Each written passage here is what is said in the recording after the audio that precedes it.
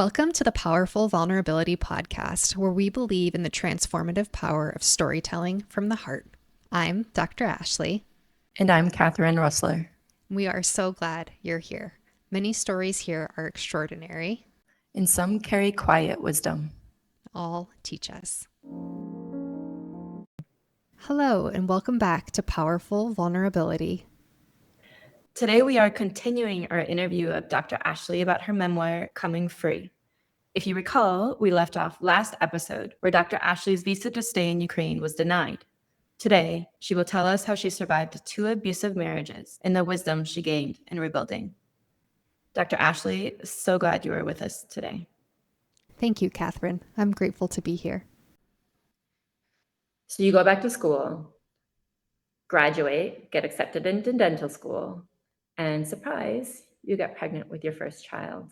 It's during your pregnancy that Vitalik becomes more and more threatening. And ultimately, it was your worry for the safety of your baby that led you to leave him for the first time. Can you tell me about that? Yeah, so Vitalik always had a temper. He could get mad really easily. He definitely was controlling. And there's smaller examples in the book the whole way of like things he would make me do that I was really uncomfortable with doing. But it's a slow process at the beginning of ceding your control to somebody else in an abusive relationship where the power dynamic is off. And we weren't trying to have a baby. I had taken a pregnancy test when he wasn't home and he didn't believe me. He was like, no, there's no way, and made me take another one in front of him. I don't know how else to say it except for saying he lost his mind. Like he could no longer function properly. Like he wouldn't go to work at the right time. He couldn't form sentences. He got lost driving through places he had driven through a million times before and just couldn't process anything. And then he started to, like you said, threaten me. He started to say things like, I'm going to kick you in the stomach so that you lose the baby.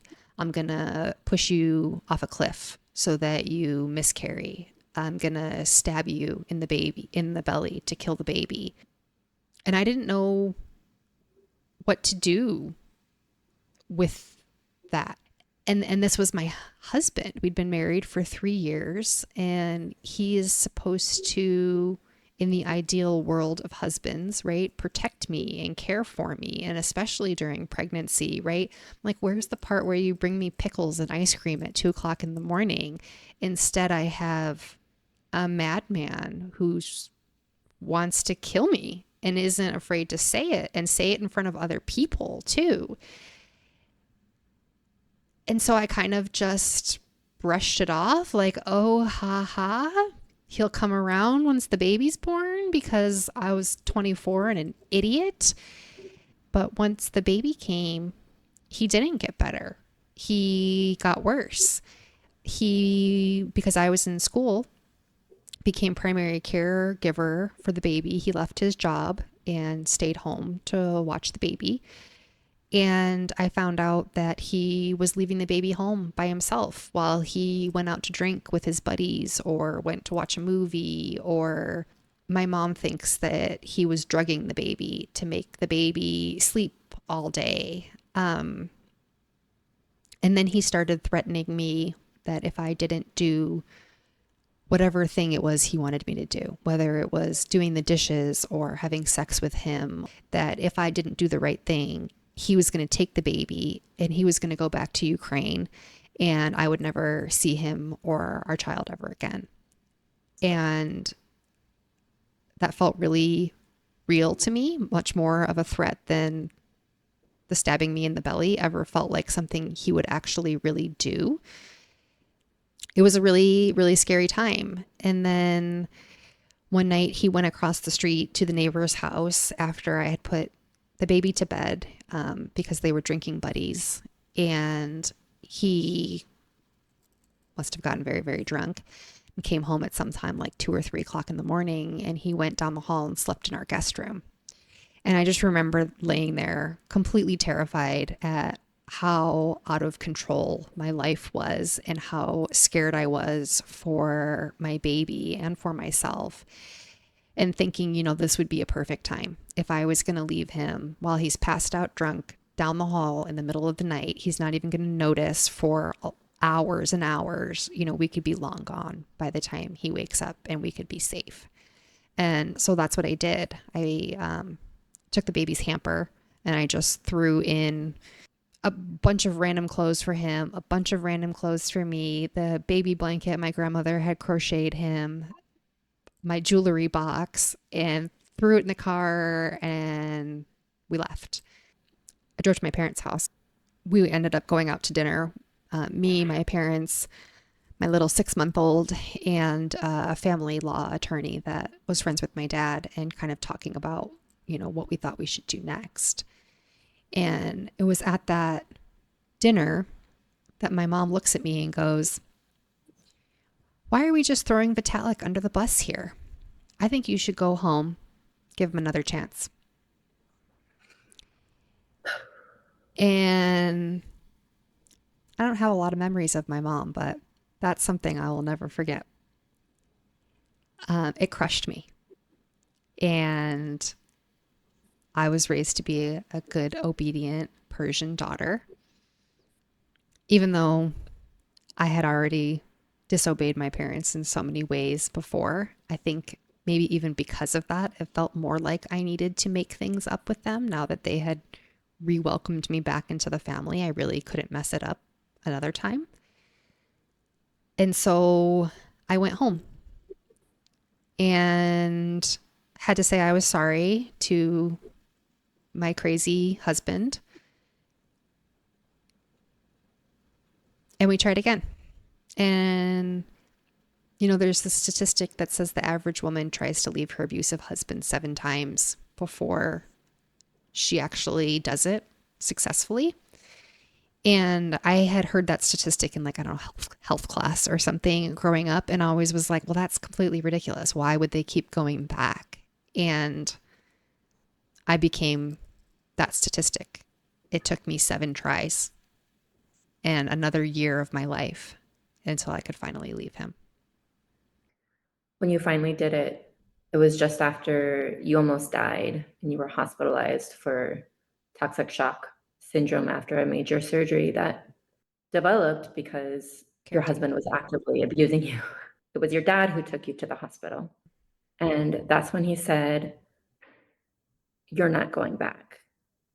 How important was your dad's permission and his involvement in that last time to your success and actually leaving? I remember calling my dad at like 10 o'clock at night and asking him to take me to the hospital because I thought I was going to die.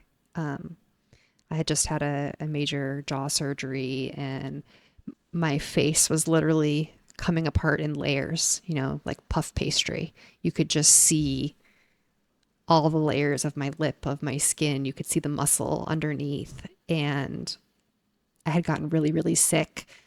I had a really high fever. I had a rash all over my body. I, on top of my anorexia, which was not well controlled at all at this point, hadn't been able to eat for days because my mouth was rubber banded shut. And crazy man I was married to decided to feed me black pepper, which burned my incisions inside my mouth. And I mean, my bones were sticking out, my ribs stuck out on my back. And I had this cough, like I couldn't get a breath in. Like I really, really and honestly, not just like I thought I was going to die, like in the dramatic way people say I thought I was going to die. Like I was going to die if I didn't do something. And so I called my dad and he showed up at our house. I don't even know why some of the things we remember, but it was 10:19 p.m. when he showed up at our house and Eli was sleeping in his crib and I was like, "Dad, we need to go to the emergency room." Like, and he could see looking at me, like you could tell I was about to die. And I said, "Let's get the baby and let's go."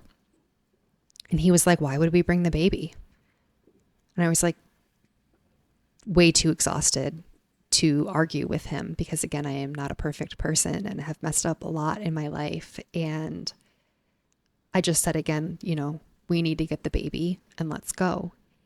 And he was like, no, why would we take the baby to the hospital with us? He's sleeping. Just let him stay here. He's perfectly safe. And in my head, I was like, no, he's not. He's, he's never perfectly safe. He's never safe at all when he's with his dad. But I wasn't in a position to do anything about it. I was too weak to pick him up out of his crib. What was I going to do? And so my dad took me to the hospital.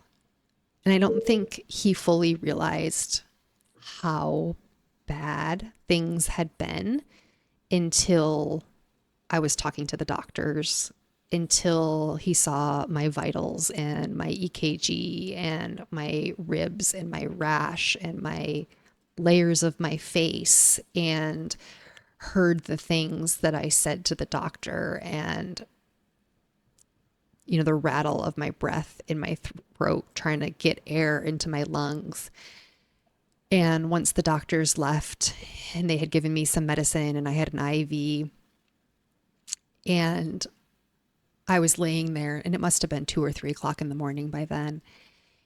And he goes, when is abuse abuse? And I was like, I don't understand the question. Abuse is abuse when it's abuse. I don't know. And I was just like, Dad, what are you talking about? And he looks at me and he goes, Ashley, you're never going home again. You can't go back there. You'll die. And I was like, I know. And like I said earlier, right, I was raised to be a good, obedient Persian daughter. And so when my mother had told me to go home to my husband a year prior, I had done it because I felt like I couldn't risk the relationship with my family again that had been so fragilely and tenuously rebuilt. But now it wasn't me saying I need to leave. It was my dad saying, you're coming home with me. I'm not taking you back there. And it was kind of like the same feeling I had that day in high school when he offered to take me to the hospital of, here's what we're going to do, and I'm going to do it with you. And because those times have been so rare in my life, I mean, I grasped it for dear life. So his permission did, it made all the difference in the world. You enter into solo motherhood, and at this point, you're paying off your dental school scholarship with a series of jobs in inhospitable work environments. It was excruciatingly hard.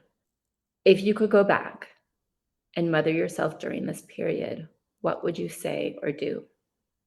If I were to say, what if I was my mother during that time in the way that I mother my children? How would I have helped me? I would probably tell myself I was doing my best a lot. I would tell myself it's okay to admit that this is hard. It's okay to have feelings about all of this. It's okay that you didn't just start working at one job and then work there the rest of your career. That doesn't mean that something's wrong with me. That doesn't mean that I'm unsuccessful. It just means that life is hard, and that's real and true. And I still love you. I lived in Sierra Vista for 5 months, and I remember driving into town and going, whoa, this is kind of ramshackle. But by the end of my stay there, I stopped seeing the ramshackleness of it and just started feeling immersed in the majestic sunsets there. It's such a beautiful place. And I think that is a perfect metaphor for my life. I was in this ramshackle place, and then I forgot how ramshackle it was because the sunset was so beautiful. So you're doing solo motherhood and you meet this great guy, or he seems like a great guy until your wedding day. And he progressively tightened his control after that. Can you talk about it? So I did. I actually re-met this guy. We had gone to dental school together and hadn't known each other very well, but I had crossed paths. I always kind of had this feeling of like, stay away from him. He's trouble. But he had a son and I had a son. He was a single parent and I was a single parent. And a friend, and she was like, I think you should give him a try. I think you guys have a lot in common and maybe it could be something great.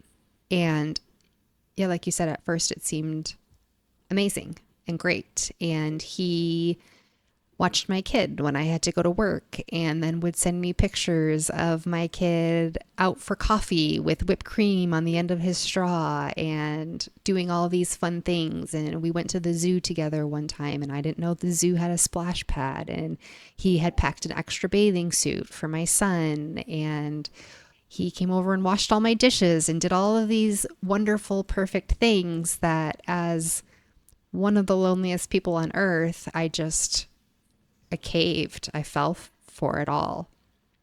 So much so that he asked me to marry him after 3 months. And then we got married 6 days later. And when I look back now at what he said right before he asked me to marry him, he said, I need to lock you down before you find out who I really am. And God, if I could just go back and shake myself and be like, listen to what he just said. Because he was not the person that he pretended to be. Our wedding day was disastrous. I mean, we had this beautiful brunch. Some of our favorite people were there. He didn't want to have a second wedding at all. He said it was shameful to have a second wedding. And so I secretly invited my two best friends. One of them, he said it was okay because she has this awful health diagnosis and she was going to die. So he was like, what kind of monster would I be if I didn't let her come to your wedding? But the other one, he was so mad that I lied and said that she actually invited herself. And I was never allowed to be friends with her or see her again after she left our wedding that day. He was mad that I had planned a brunch and he was mad that I had spent money on a dress. He was mad that I had spent money on the brunch. He was mad that I had bought little like suspenders and bow ties for our boys. He was even mad that I got some flowers from Costco and, some ribbon and did it up by myself the night before. And yeah, he just kept saying that a second marriage is shameful and that I shouldn't be celebrating it. And we didn't have the money for it, even though we hadn't even combined our finances at that point. And I had to help my friend Rachel get to the airport and she had a car seat. She had a baby with her. And as I was helping her, he got so mad that he took his son and he just left, spitting gravel off the end of his tires down the road, yelling out the window. And so I took Eli, who was almost 4 at this time, and went home ourselves, just me and him, to this house that I had rented that was supposed to be our house. And when we got there, Eli threw up all over the place. And we ended up taking a nap together.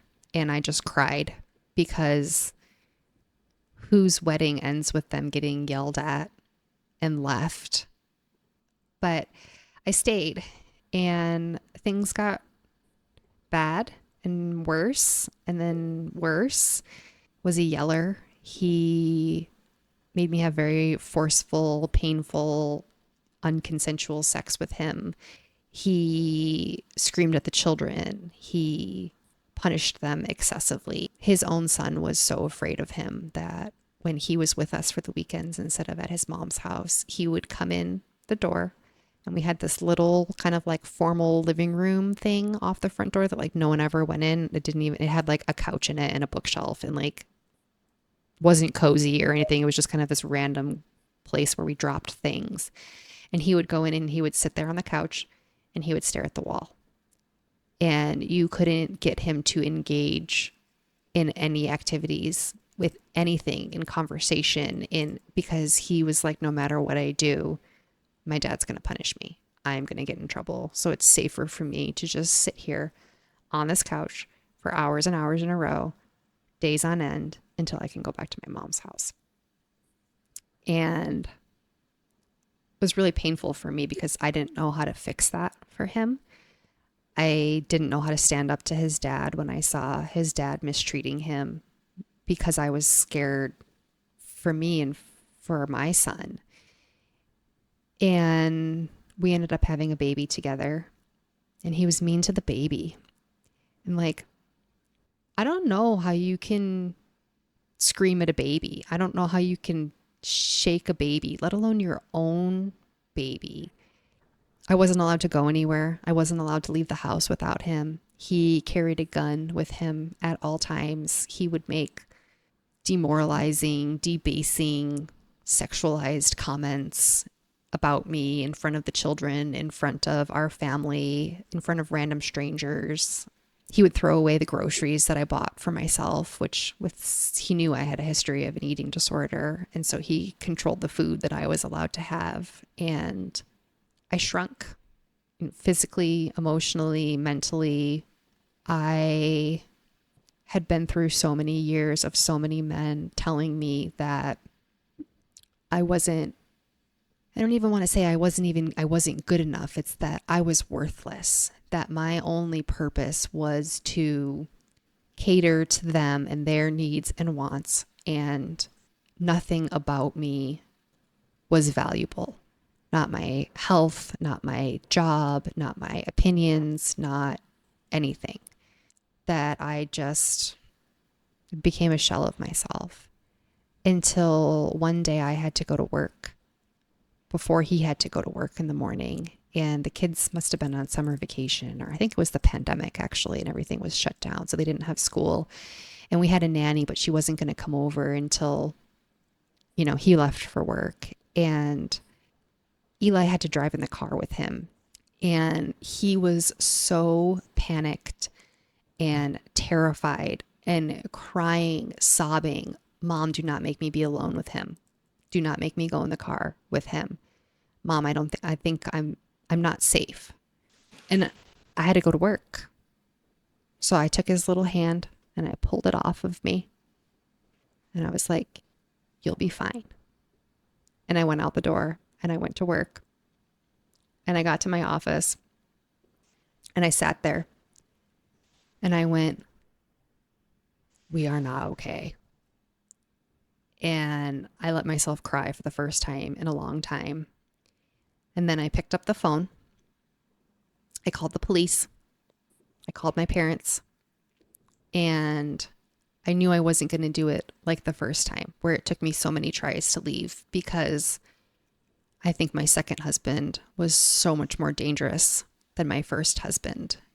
And the police said, "Don't let him think that you're leaving. Don't wait, because he could kill you. Go now." And so I rescheduled my afternoon at work. I texted the nanny and said, "Can you pack a suitcase for Eli and for the baby?" The baby was 1.5, and just leave them in the garage for me. And I went home and I threw random stuff in a bag, which I found out later that I didn't actually pack any pants for myself. And I took my computer charger and I took whatever, and I threw the kids in the car and put my bag in the back seat. And as I was pulling out of the neighborhood to leave, there's this stoplight. I was on the main road away from the neighborhood. I pulled up to the stoplight going this way, and my husband pulled up to the stoplight across from me. And I was so terrified. And thank God he didn't see us there. And so I drove away. I met my parents, who took Eli to their house. And I went to the police station and got a restraining order. And the police went and kicked him out of our house. And I only gave him one chapter in my book because that's all he deserves. So we're only talking about this much of the relationship because that's all he deserves. You paid dearly for your physical freedom from him. The precise systems that are supposed to keep your children and our children safe and you safe have not done a very good job of it. That seems important to at least note. It is important to note. I lost everything to that man.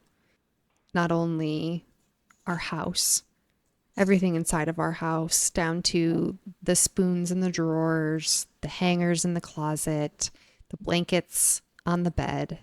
I had to start completely over with literally absolutely nothing. I had 6 days to find a place to live and make it habitable for my children. We had 2 cars, both of them were financed in my name. Both of them were awarded to him, and he didn't pay the payments on them. So they both got repossessed, ruining my credit score. I was fired from my job because he accused me of having an affair with my boss and stalked my boss in every way possible on social media, on the phone, in his best friends and business partners on their social media, constant text messaging. He made him come into court and give deposition statements and everything he could do to make my boss's life hell until he fired me because he said he couldn't handle the drama. Oh, and he convinced the court that I am such an awful, terrible liar of a human being that I was misleading the court in my statements. And therefore, I had to pay him almost $80,000. He got half of my retirement accounts.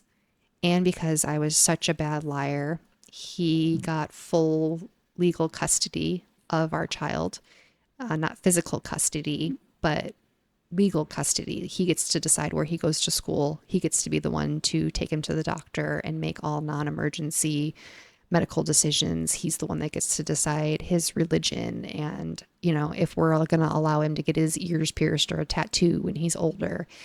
I only get to see my child on half the days of his life. And he told me out loud once that because I had rejected him, that my punishment was he was going to make my life so miserable that I would kill myself. Clearly, he doesn't know me at all because if you tell me I can't do something, I'm going to prove you so wrong. So I took that as a challenge and I rebuilt like I've rebuilt so many times in my life from absolutely nothing but immense love for my children. And I'm still here. I'm not perfect still, but I'm sure as heck a long freaking way away from killing myself. I think I'm doing pretty good. I think I'm killing it instead of killing me. In the final pages of your memoir, you describe how hope and joy started to spark and grow within you again, and that in this middle part of life, you're leaning into the beauty of daily moments and on ride or die besties. You write, I want to leave this world knowing that I poured love into everything I did, that I crashed my soul into each and every day. My big takeaway from your memoir is that you're asking the world to choose radical love, to hold each other's most vulnerable stories gently. At the end, you challenge us with the idea that by exposing our vulnerabilities and helping each other, we can collectively thrive. Thank you for your bravery and in sharing your own vulnerability with us, Dr. Ashley. It's a joy and an honor to be your friend. Are there any final words of wisdom that you'd like to leave with us and set the stage for this project?